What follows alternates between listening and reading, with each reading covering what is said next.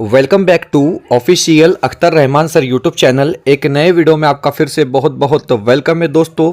CTET फरवरी 2026 को लेकर आज फिर से कुछ इंपॉर्टेंट और सिलेक्टेड क्वेश्चन परिसर अभ्यास, पर्यावरण अध्ययन और ईवीएस पेडागोजी को लेकर आज के इस वीडियो में हम देखने वाले हैं दोस्तों, जो परीक्षा के दृष्टिकोण से बहुत ज़्यादा इंपॉर्टेंट होता है, क्योंकि ईवीएस पेडागोजी मींस परिसर अभ्यास जो होता है दोस्तों, वो पेपर एक के लिए बहुत ज़्यादा इंपॉर्टेंट हो जाता है, क्योंकि यहाँ से ही क्या है, आप अपने पासिंग के जो नंबर है दोस्तों वो हासिल कर सकते हैं। तो चलिए आगे बढ़ते हैं। आगे बढ़ने से पहले चैनल पर नए हो तो चैनल को सब्सक्राइब कीजिए, साथ ही साथ बेल नोटिफिकेशन को ऑन कीजिए ताकि आपको आने वाले वीडियोज़ के नोटिफिकेशन जो है वो आसानी से मिल पाए। और दोस्तों अगर आप हमसे जुड़ना चाहते हो तो डिस्क्रिप्शन में जाकर आपको हमारे टेलीग्राम और व्हाट्सएप चैनल को ज्वाइन कर लेना है, जहां से आपको तमाम अपडेट वक्त वक्त पर देखने के लिए मिलेंगी। अगर आप हमारे चैनल की मेंबरशिप हासिल करना चाहते हो तो सिंपली ज्वाइन बटन को ज्वाइन कर क्या है, आपने हमारे चैनल की मेंबरशिप हासिल कर लेनी है। वीडियो को प्लीज लाइक कीजिए। तो देखिए, परिसर अभ्यास मीन्स पर्यावरण अध्ययन जो ईवीएस पेडागोजी होती है वो क्वेश्चन नंबर 61 से लेकर क्वेश्चन नंबर 90 तक आपको पेपर एक में पूछी जाती है दोस्तों। और कंपलसरी ये सब्जेक्ट क्या है, पेपर एक में होता है। हम बात कर रहे हैं यहाँ पर पहले प्रश्न की। वीडियो को लाइक करेंगे।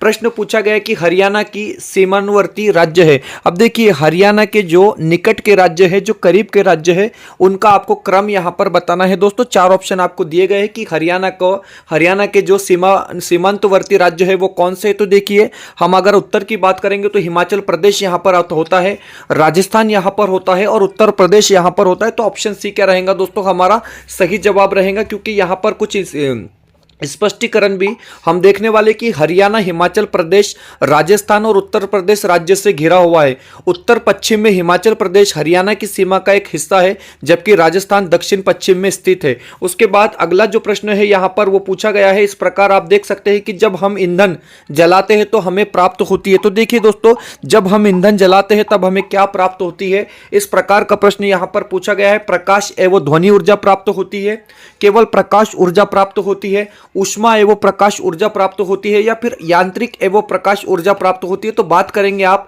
कि जब हम ईंधन जलाते हैं तो हमें क्या प्राप्त होती है। तो देखिए दोस्तों, यहां पर ऑप्शन जो थर्ड बताया गया है वो हमारा सही रहेगा, ऊष्मा एवं प्रकाश ऊर्जा। मतलब ऑप्शन 3 क्या रहेगा दोस्तों, हमारा बिल्कुल सही जवाब यहां पर रहेगा। अगला प्रश्न यहां पर पूछा गया है कि देखेंगे, प्रश्न जिस प्रकार पूछा गया है कि सीएनजी संक्षिप्त रूप है। अब देखिए दोस्तों, सीएनजी का संक्षिप्त रूप क्या होता है, इस प्रकार का प्रश्न यहां पर आपको बताया गया है और चार ऑप्शन आपको दिए गए दोस्तों। और सही जवाब की अगर आप बात करोगे तो देखिए, सेकंड जो ऑप्शन दिया गया है, आप कहेंगे कि सीएनजी को हम कहते हैं दोस्तों कंप्रेस नेचुरल गैस। मतलब ऑप्शन जो है हमारा बी क्या रहेगा, यहां पर सही रहेगा। इसका भी कुछ स्पष्टीकरण इस प्रकार दिया गया है कि कंप्रेस नेचुरल गैस, क्योंकि सीएनजी का मतलब प्राकृतिक गैस जो मुख्य रूप से मीथेन होती है को उच्च दबाव पर संपीड़ित कॉम्प्रेशन करके बनाया गया ईंधन है, जो वाहन और उद्योगों में पेट्रोल डीजल के विकल्प के रूप में इस्तेमाल किया जाता है। यह भी आप क्या है यहां पर समझ सकते हैं। चलिए अगला प्रश्न पूछा गया कि झूम खेती होती है। अब देखिए, झूम खेती होती है कहां पर होती है।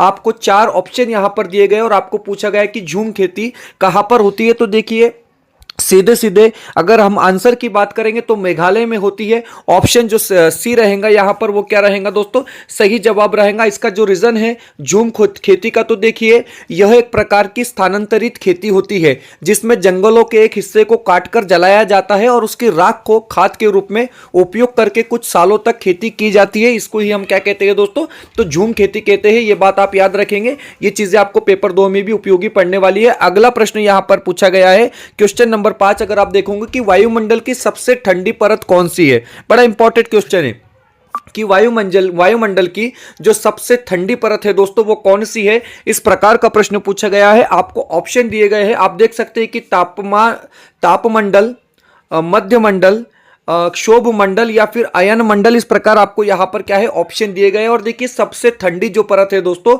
वो होती है मध्यमंडल। मतलब ऑप्शन जो 2 रहेगा यहां पर वो क्या रहेगा, हमारा बिल्कुल परफेक्ट आंसर रहेगा दोस्तों। अब देखिए, एक्सप्लेनेशन के साथ हम यहां पर आपको बता रहे कि मध्यमंडल पृथ्वी की सतह से लगभग 50 से 80 किलोमीटर के बीच पाई जाती है। इस परत में ऊंचाई के साथ तापमान में गिरावट आती है, क्योंकि यहां ओजोन परत जैसी कोई ऊष्मा अवशोक परत नहीं होती और पृथ्वी की सतह से दूरी के कारण तापीय ऊर्जा कम पहुंचती है। तो ये इसका क्या है दोस्तों, यहां पर सही विकल्प बताया गया है। चलिए अगले प्रश्न की तरफ बढ़ते हैं, प्रश्न नंबर 6। अब देखिए, क्वेश्चन नंबर 6 पूछा गया है कि मध्य प्रदेश के 3 निकटवर्ती राज्य है। देखिए दोस्तों, इसके पहले भी हमने क्वेश्चन इस तरीके से देख चुके हैं। अब यहां पर आपको मध्य प्रदेश के 3 निकटवर्ती राज्य बताने हैं। 3 करीब के राज्य कौन से हैं आपको यहां पर बताने। तो इसकी देखिए दोस्तों, महाराष्ट्र यहां पर आपको नजर आ रहा है, बाकी किसी ऑप्शन में आपको महाराष्ट्र नजर नहीं आ रहा है। हमको इतना तो पता होना चाहिए कि महाराष्ट्र जो है वो मध्य प्रदेश का क्या है, निकटवर्ती राज्य है। तो फर्स्ट वाला ऑप्शन क्या है आपका, वैसे भी सही हो जाता है, भले ही आपको 2 ऑप्शन पता ना हो फिर भी, क्योंकि महाराष्ट्र जो है विकल्प में दिया गया है। तो जिस तरीके से गुजरात, महाराष्ट्र और छत्तीसगढ़ क्या रहेंगे यहां पर हमारे सही जवाब रहेंगे। तो फर्स्ट वाला ऑप्शन क्या रहेगा दोस्तों, बिल्कुल सही जवाब यहां पर रहेगा। चलिए, पेडागोजी को लेकर प्रश्न पूछा गया। देखिए, मैं आपको बता रहा हूं कि पर्यावरण पेडागोजी क्या होती है, ईवीएस पेडागोजी क्या होती है। तो देखिए, पूछा गया है कि ईवीएस पाठ्यचर्या का आधार वाक्य है। अब देखिए, ईवीएस पाठ्यचर्या का आधार वाक्य क्या होता है दोस्तों, रचनावाद सिद्धांत तो होता है, संज्ञानात्मक सिद्धांत तो होता है, सामाजिक रचनावाद सिद्धांत तो होता है, या फिर व्यवहारवाद अधिगम सिद्धांत तो होता है। तो देखिए दोस्तों, ईवीएस के पाठ्यचर्या की अगर आप बात करेंगे तो ये होता है सामाजिक रचनावाद सिद्धांत। तो मतलब आपका थर्ड वाला ऑप्शन क्या रहेगा यहां पर, बिल्कुल सही रहेगा। चलिए आगे बढ़ते हैं, थोड़ा इसके बारे में हम पढ़ लेंगे दोस्तों कि पर्यावरण अध्ययन का पाठ्यक्रम सामाजिक रचनावाद सिद्धांत के सिद्धांत पर आधारित है। यह सिद्धांत सीखने की प्रक्रिया में सामाजिक संपर्क, सांस्कृतिक संदर्भ और सहयोग के महत्व पर जोर देता है। इस दृष्टिकोण के अनुसार शिक्षार्थी अपने ज्ञान का निर्माण दूसरे अपने पर्यावरण के साथ बातचीत के माध्यम से सक्रिय रूप से करता है, न कि निष्क्रिय रूप से जानकारी प्राप्त करने से। अगला जो प्रश्न है, प्रश्न पूछा गया है क्वेश्चन नंबर 8 अगर आप देखेंगे दोस्तों, तो प्रश्न पूछा गया है कि पर्यावरण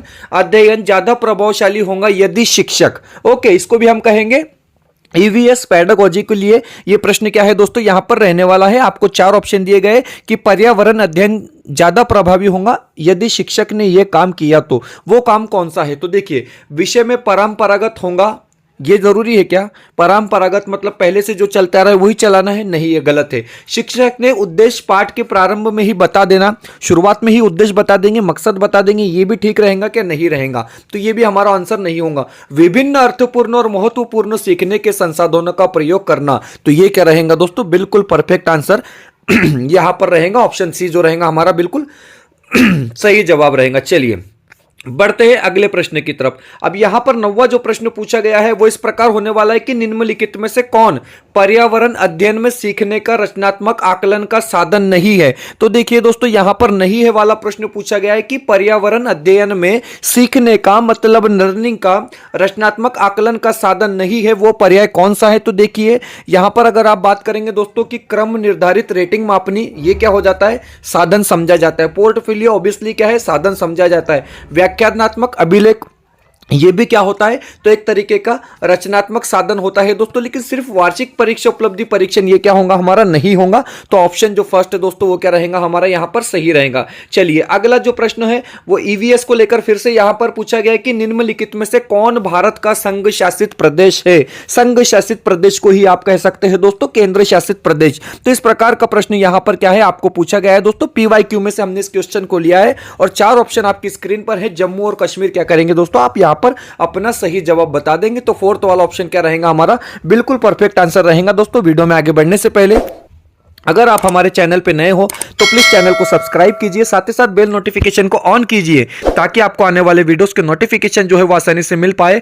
और दोस्तों अगर आप हमसे जुड़ना चाहते हो तो डिस्क्रिप्शन में जाकर आपको हमारे टेलीग्राम और व्हाट्सअप चैनल को ज्वाइन कर लेना है, जहां से आपको तमाम वीडियो जो है वो वक्त वक्त पर देखने के लिए मिलेंगे। साथ ही साथ अगर आप हमारे चैनल की मेंबरशिप हासिल करना चाहते हो तो ज्वाइन बटन को ज्वाइन कर क्या है दोस्तों, आप हमारे चैनल की मेंबरशिप हासिल कर सकते हैं, जिससे क्या होगा कि आपको सारे वीडियो जो है वो रेगुलर हमारे चैनल के माध्यम से देखने के लिए मिलेंगे। वीडियो को प्लीज लाइक कीजिए। देखिए इसके बारे में कुछ स्पष्टीकरण भी यहां पर दिया गया है कि जम्मू और कश्मीर भारत का एक केंद्र शासित प्रदेश है, जबकि अरुणाचल प्रदेश, मणिपुर और मेघालय भारत के राज्य है। तो इस तरीके से ये पीवाईक्यू से हमने क्या है दोस्तों क्वेश्चन लिया था। चलिए यहां पर अगर आप देखेंगे दोस्तों तो आप लोगों के लिए नोट्स अवेलेबल है। आप नोट्स किस तरीके से अवेलेबल है दोस्तों, तो देखिए 50% ऑफ है। अगर आप 10 दिसंबर से पहले इस नोट्स को परचेस करते हैं दोस्तों तो ये आप लोगों के लिए क्या है 50% ऑफ रहेंगे। आप पेपर 1 के लिए सारे नोट्स लेते हैं सिर्फ मैथमेटिक्स छोड़कर तो ओनली 499 में आपको पेपर 1 के लिए सारे नोट्स दिए जा रहे हैं दोस्तों, और पेपर 2 के लिए जिनका समाजशास्त्र है, हिंदी मराठी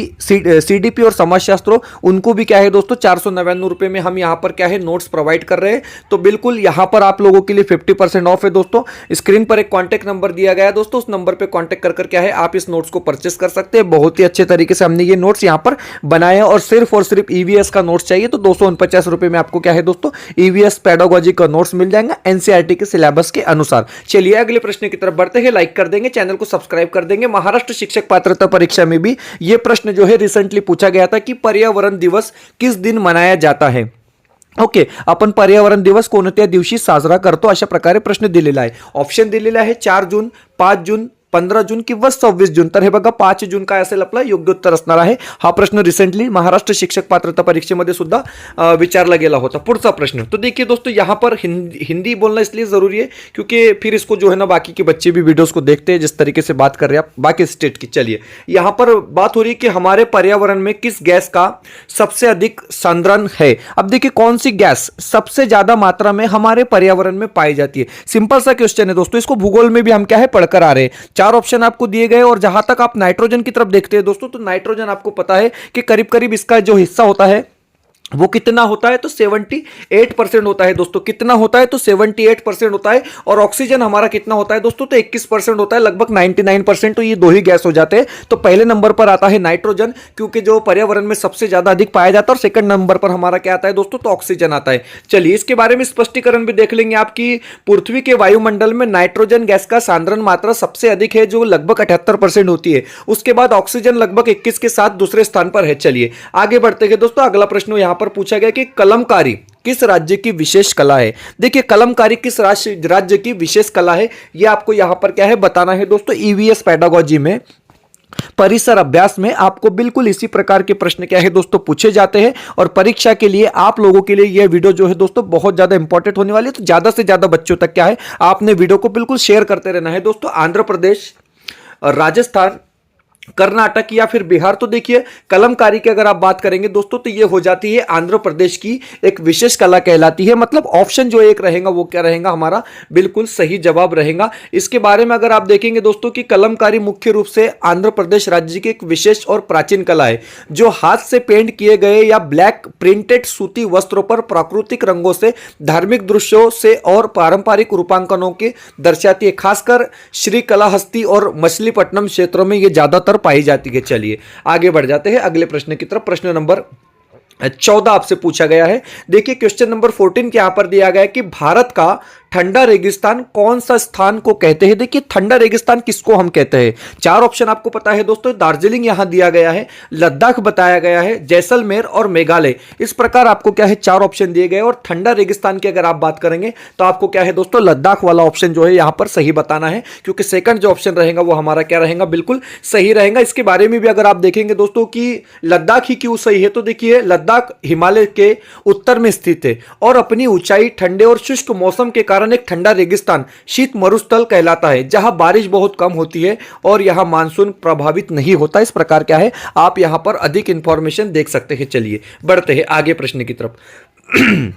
प्रश्न पूछा गया कि लाल चींटी की चटनी किस राज्य का विशेष खाद्य पदार्थ है। सुनने में थोड़ा सा अजीब लगता है लेकिन लाल चींटी की चटनी जो है दोस्तों वो किस राज्य में विशेष खाद्य पदार्थ है। तो देखिए झारखंड, छत्तीसगढ़, नागालैंड या मेघालय। इस प्रकार क्या है आपको 4 ऑप्शन यहां पर दिए गए दोस्तों। और अगर आप देखेंगे क्वेश्चन नंबर 15 का जो सही विकल्प होगा दोस्तों तो वो होगा छत्तीसगढ़। छत्तीसगढ़ में जो है लाल चींटी की जो चटनी है दोस्तों वो विशेष खाद्य पदार्थ है। ऑप्शन बी क्या रहेगा सही रहेगा। तो देखिए अगर इसके बारे में आप अधिक मालूमात देख सकते हैं दोस्तों कि छत्तीसगढ़ और झारखंड में दोनों में पाया जाता है लेकिन दोनों ऑप्शन दिए गए तो फिर क्या करना है छत्तीसगढ़ को हमने लॉक करना है। छत्तीसगढ़ और झारखंड दोनों ही इसके लिए जाने जाते हैं। यदि एक को चुनना हो तो छत्तीसगढ़, बस्तर और झारखंड दोनों ही सही है लेकिन अक्सर छत्तीसगढ़ को प्रमुखता दी जाती है। यह हमने यहां पर स्पष्टीकरण के साथ आपको क्या है दोस्तों बता दिया है। चलिए आगे प्रश्न की तरफ बढ़ जाते हैं। प्रश्न नंबर 16 पूछा गया कि सबसे ऊंचे पेड़ पर घोंसला कौन सा पक्षी बनाता है। तो देखिए सबसे ऊंचे पेड़ पर घोंसला कौन सा पक्षी बनाता है। ये चील बनाती है,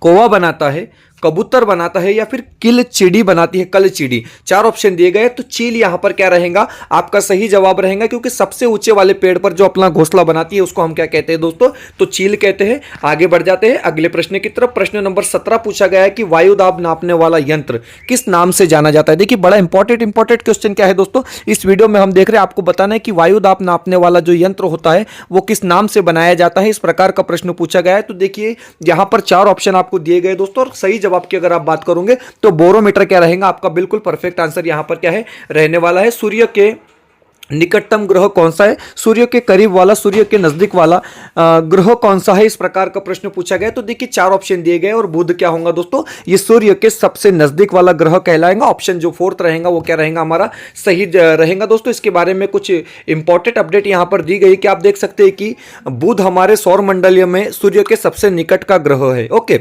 सूर्य से दूरी का क्रम में अगर आप देखोगे दोस्तों कि अनुक्रम इस प्रकार है, तो बुध सबसे नजदीक आता है, उसके बाद शुक्र आता है, फिर पृथ्वी आती है, मंगल, बृहस्पति, शनि, यूरेनस और नेपच्यून। इस प्रकार क्या है दूरी के हिसाब से आप इसका क्या है अनुक्रमानिका यहां पर एक तरीके से लगा सकते हैं। अगला प्रश्न पूछा गया है दोस्तों, प्रश्न नंबर 19 पूछा गया कि पक्षियों की उस प्रजाति का नाम क्या है जिसमें नर पक्षी अनेक सुंदर घोंसले बनाते हैं। ओके, नर पक्षी क्या करता है, अनेक सुंदर घोंसले बनाता है। ओके, और मादा पक्षी उनमें से केवल एक घोंसला चुनते हैं और उसमें अंडे देते हैं। तो देखिए नर पक्षी क्या करता है, अनेक घोंसले बनाता है, लेकिन उसमें से जो मादा पक्षी नहीं होती है वो एक घोंसला चुनती है और उसमें अंडे देती है। तो वो कौन सा परिंदा है, वो कौन सा पक्षी है, कल चिड़ी है, शक्कर खोरा है, दार्जिन चिड़िया है या फिर बया वीवर है। तो देखिए दोस्तों बया वीवर ये यहां पर क्या रहेगा हमारा बिल्कुल सही जवाब रहेगा। ऑप्शन जो फोर्थ है दोस्तों वो क्या रहेगा सही रहेगा, क्योंकि अगर आप देखेंगे दोस्तों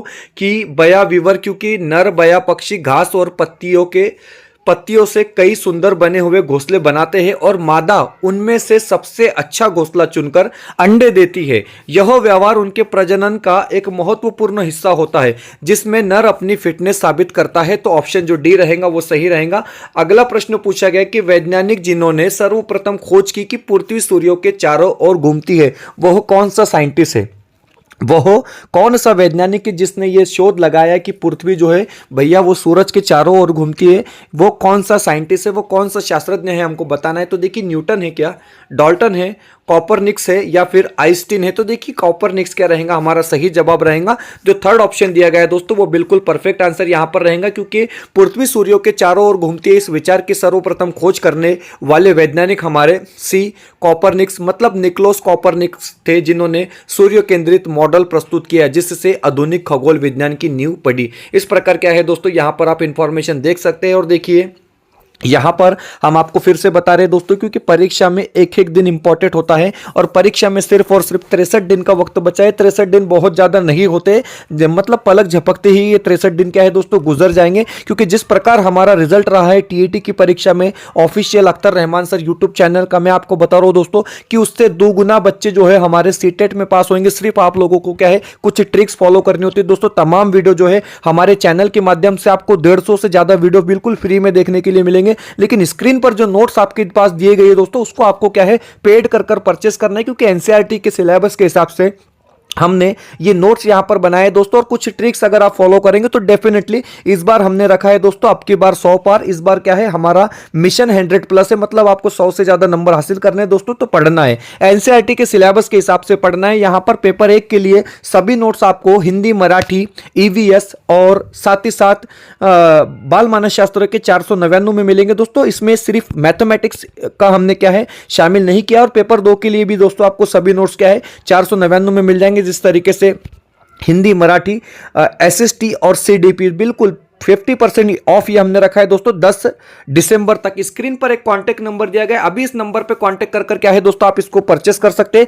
पीडीएफ नोट्स आपको मिलेंगे, आप जेरोक्स करके भी क्या है इसको पढ़ सकते हैं दोस्तों। लेकिन पास होने का एक बेहतरीन तरीका मैं आपको बता रहा हूं कि इस तरीके से प्रैक्टिस कीजिए, डेफिनेटली आप क्या है दोस्तों इस बार सीटेट भी पास कर लेंगे, जिस तरीके से आपने टीईटी की परीक्षा को हमारे मैक्सिमम बच्चों ने क्वालिफाइड किया है और हमारे बच्चों को 30 में से 30 नंबर आए। हर वीडियो में हम ये बातें बताते हैं। फिलहाल इतना ही, मिलते हैं नए वीडियो में बेहतर अपडेट के साथ।